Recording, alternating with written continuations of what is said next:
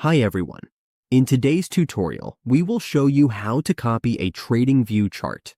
This is useful when we want to share our analysis, save our setup, or paste the chart into reports or presentations.